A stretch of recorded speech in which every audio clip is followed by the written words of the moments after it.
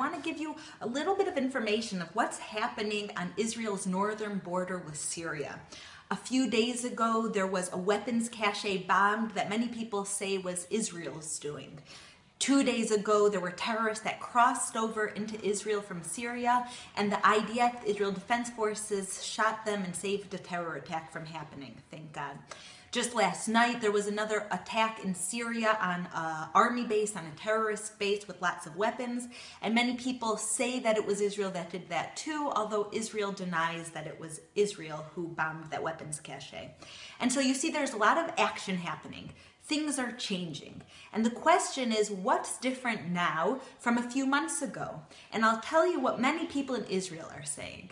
What people in Israel are saying is that now that President Obama and America made an agreement with Iran, the whole scene in the Middle East is changing.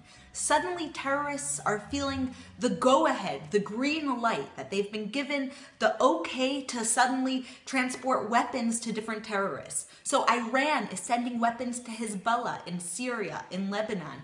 You see weapons being transferred all across the Middle East to places that we never saw before having these types of weapons. Scud missiles in the hands of terrorists that can reach both Israel and American bases in the Middle East. And they were all holding off. A lot of these terrorist countries were holding off to see, is America going to take a strong hand against Iran, the ultimate terrorists, or give them the green light?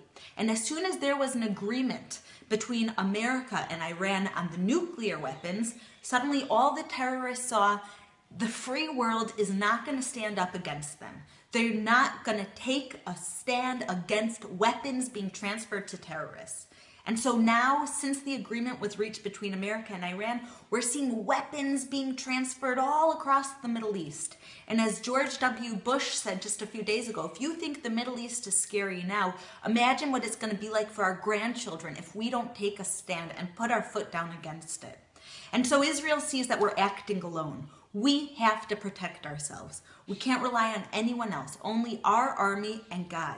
And so what I see happening now is Israel combating the exchange of arms, making sure that more arms don't get in the hands of terrorists, and showing the terrorist world, although much of the free world might look the other way at these arms transfers, Israel will not, because this is our survival.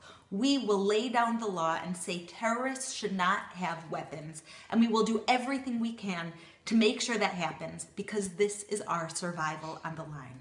And so I pray for peace. I know Hinei lo yanum v'lo yishan shomer Yisrael, the guardian of Israel neither slumbers nor sleeps, and he put it in our hand the ability to protect ourselves, to protect our values, to protect the free world, and that's exactly what we're doing. From here in Israel, Shalom.